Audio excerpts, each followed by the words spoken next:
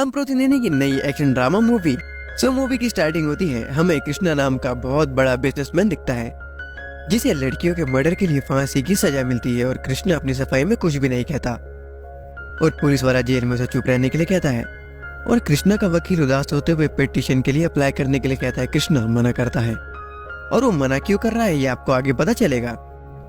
Scene shift होता है। राइडू जो सीएम था वो अपनी बेटी की शादी करवा रहा था अपने नेफ्यू से, और दूसरे स्टेट का सीएम रंजीत, उसका बेटा राइडू उसके पापा के दोस्त है। वो कहता है तुम्हारे पापा नहीं आए, लेकिन रंजीत का बेटा राइडू की बेटी को किडनैप कर लेता है और राइडू को गुस्सा आता है। वो अपनी इज्जत बचाने के लिए अपने अंकल को मार देता है और शादी रुकवा देता है। राइडू काफी गुस्से में था। वो रंजीत को फोन करता है और गुस्से में कहता है तेरा बेटा मेरी बेटी को ले गया, तेरे बेटे की वजह से मुझे अपने अंकल को मारना पड़ा। मैं तुझे और तेरे बेटे को छोड़ूंगा नहीं, तेरे ही स्टेट में तेरे बेटे को मार दूंगा। अब से हम दोनों दुश्मन हैं। रंजीत थोड़ा शॉक होता है। उसका बेटा राइडू की बेटी के साथ आता है। रंजीत का बेटा राइडू की बेटी से प्यार करता था। रंजीत अपने बेटे को कुछ नहीं कहता, वो उल्टा कहता है मैं सब देख लूंगा, तुम टेंशन मत लो। और राइडू को गुस्सा आ रहा था। वो मन में कहता है हम दोनों एक दूसरे को अच्छे से जानते हैं, वो मेरा प्लान आराम से जान जाएगा। और इसलिए राइडू अपने खास खतरनाक आदमी को भेजता है रंजीत और उसके बेटे को मारने के लिए। और बाद में राइडू का आदमी बहुत सारी गन्स लेता और एक फंक्शन में जाता है रंजीत को मारने, लेकिन भास्कर नाम का लड़का सारे गुंडों को मारता है इनडायरेक्टली। रंजीत उससे इम्प्रेस होता है, वो उसे अपना आदमी बनाना चाहता था। और बाद में हमें रंजीत की बेटी लीला दिखती है जिसे नॉर्मल लड़की की तरह लाइफ चाहिए थी और वो कॉलेज जाती है। प्रोफेसर लीला से पूछता है तुम्हें क्या बनना है। लीला कहती है उसे सोशल एक्टिविस्ट बनना है ताकि वो इक्वालिटी ला सके। और भास्कर भी उसी कॉलेज में पढ़ता था। प्रोफेसर उससे पूछता है तुम्हें क्या बनना है। भास्कर कहता है मुझे सीएम बनना है। प्रोफेसर खुश होता और कहता है सीधा सीएम कैसे बनोगे। भास्कर कहता है भले किसी को मारना पड़े, घूस देनी पड़े, कैसे भी सीएम बन के रहूंगा। प्रोफेसर डर जाता है और कहता है तुम ऐसे सीएम कैसे बनोगे। भास्कर कहता है हमारे अभी के सीएम भी तो ऐसे ही बने हैं। लीला को गुस्सा आता है। वो बाद में उससे पूछती है तुम सीएम के बारे में क्या कह रहे थे।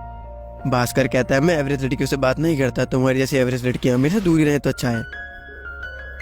लीला को बहुत ही गुस्सा आता है। उसके बाद भास्कर कहता है सीएम की बेटी को देखो। लीला बाद में उससे कहती है तुमने सीएम की बेटी को देखा भी है। भास्कर कहता है उसे मेरे पे क्रश है, जब भी मैं उसके घर पे जाता हूँ वो मुझे बहुत सारी किस देती है। लीला को गुस्सा आता है। वो अपने भाई को बता देती है और बार में उसे वापस भास्कर मिलता है। लीला का भाई भास्कर से बात करने की कोशिश करता है, लेकिन भास्कर कहता है वो सीएम का दामाद है और वो लीला के साथ डांस करता है चैलेंज देकर। और बाद में राइडू का आदमी वापस रंजीत के बेटे को मारने की कोशिश करता है, लेकिन वापस इनडायरेक्टली भास्कर उसके सामने आ जाता है और वापस उनका प्लान फेल होता है। रंजीत को ये बात पता चलती है। वो गुस्से में राइडू को फोन करता और कहता है कल मेरे बेटे की तेरी बेटी के साथ एंगेजमेंट है, तेरे में हिम्मत है तो रोक के दिखा, मैं तेरा इंतजार करूंगा। राइडू को भी गुस्सा आता है। बाद में रंजीत के आदमी राइडू के आदमी को पकड़ लेते हैं। भास्कर लीला से मिलता है। लीला गुस्से में उसे अपने घर के फंक्शन में इनवाइट करती है ताकि वो उसके पापा को देख के शॉक हो जाए। और रंजीत खुश था काफी। लीला का गार्ड भास्कर के बारे में बताता है। लीला उसे अंदर भेजने के लिए कहती है। रंजीत वीडियो कॉलिंग में राइडू का पूरा फंक्शन दिखाता है और वो उसके आदमी को मारता है। तभी वो एक ऑफिसर आता है डरते हुए और कहता है राइडू का आदमी आ रहा है। रंजीत हंसते हुए कहता है उसे तो मार दिया। ऑफिसर उस आदमी को देखता और कहता है ये रंजीत का आदमी नहीं है, ये कोई और है जो आपसे बदला लेना चाह रहा था। और सीन पास में जाता है। राइडू का खतरनाक गुंडा जेकब आ रहा था रंजीत के बेटे को मारने, लेकिन भास्कर उसके सामने आता है। वो उसके सारे गुंडों को मारता है और जेकब को भी मार देता है बहुत बुरी तरीके से। और राइडू के पास जाता है। राइडू उसे मदद करने के लिए कहता है रंजीत के बेटे को मार के उसकी बेटी को लाने के लिए। भास्कर मान जाता है, लेकिन राइडू का नेफ्यू कहता है ये सीएम के बेटे को नहीं मार पाएगा। भास्कर कहता है ये भी तो सीएम का ही घर है, तेरी आंखों के सामने तेरे लोगों को मार रहा है। और सीन प्रेजेंट में आता है। भास्कर रंजीत के सामने आता है, सबको मारता और उसके बेटे को भी मारने वाला था। रंजीत डर के मारे राइडू की बेटी को ले जाने के लिए कहता है। भास्कर रंजीत की बेटी को भी पकड़ता और कहता है मैं दोनों को ले जा रहा हूँ और मैं राइडू के लिए काम नहीं कर रहा। और वो अपने गांव का नाम बताता है। रंजीत हैरान होता है और भास्कर उसी के सामने उसकी बेटी को ले जाता है। रंजीत काफी गुस्से में था। और हाँ, अगर आप लोगों को अभी तक मूवी पसंद आ रही है तो हमारे चैनल को सब्सक्राइब जरूर करें। राइडू रंजीत से मिलने आता है और कहता है हमारा दुश्मन एक है, हमें साथ मिलकर काम करना होगा जैसे हम पहले किया करते। और भास्कर लीला और रायडू की बेटी को अपने गांव लाता है। सब उसका बहुत धूमधाम से स्वागत करते हैं। लीला गुस्से में कहती है, आपका बेटा कोई जंग जीत के नहीं आया है, लोगों को मार के लड़कियों को किडनैप करके लाया है। भास्कर के पापा कहते हैं, मेरे बेटे ने मेरे कहने पर किया है, मेरे जिगरी दोस्त और जो गांव की शान थी उसके लिए। और सीन पास्ट में जाता है। रायडू और रंजीत दिल्ली में एक प्रदीप नाम के आदमी से मिलते हैं जो ब्लैक मनी को व्हाइट बनाता था। रंजीत और रायडू को 5 लाख करोड़ की ब्लैक मनी को व्हाइट बनाना था इलेक्शन के लिए, वो भी 6 महीने में। प्रदीप कहता है काम काफी मुश्किल है और वो कृष्णा की फोटो दिखाता और कहता है, ये बहुत बड़ा बिजनेसमैन है, इसकी कंपनी की बहुत ही अच्छी इमेज है। अगर कोई मंदिर में भी 10 रुपए दान देता है तो उसका उन्हें हिसाब देना पड़ता है कि वो कहाँ गया। पर अगर इसकी कंपनी से कोई भी पैसा जाता है तो इसे कोई हिसाब नहीं देना पड़ता। इसकी रेपुटेशन इतनी अच्छी है, अगर ये चाहे तो आप लोगों का पैसा तुरंत व्हाइट करवा सकता है। और सीन कृष्णा पे शिफ्ट होता है। वो अपनी बेटी के साथ अपने गांव जाता है अपने दोस्त की बेटी की शादी में। उसका दोस्त भास्कर के पापा ही थे। भास्कर के पापा कृष्णा को देख के काफी खुश होते हैं और सारे लोग आपस में बात करते हैं। सारे आदमी कहते हैं, मेरा बेटा विदेश में काम करता है, कोई रशिया में, कोई अमेरिका में, तो कोई कोरिया में। कृष्णा भास्कर के बारे में पूछता है और उसके बाद भास्कर अपने बेटे को दिखाता और कहता है, स्टैनफोर्ड में पढ़ता था लेकिन लास्ट ईयर में फेल हो गया, इसलिए हमारे साथ रहता है। कृष्णा हैरान होता है। कृष्णा की बेटी भास्कर को कहती है, क्या हम कभी मिले हैं क्या, तुम मुझे जानते हो?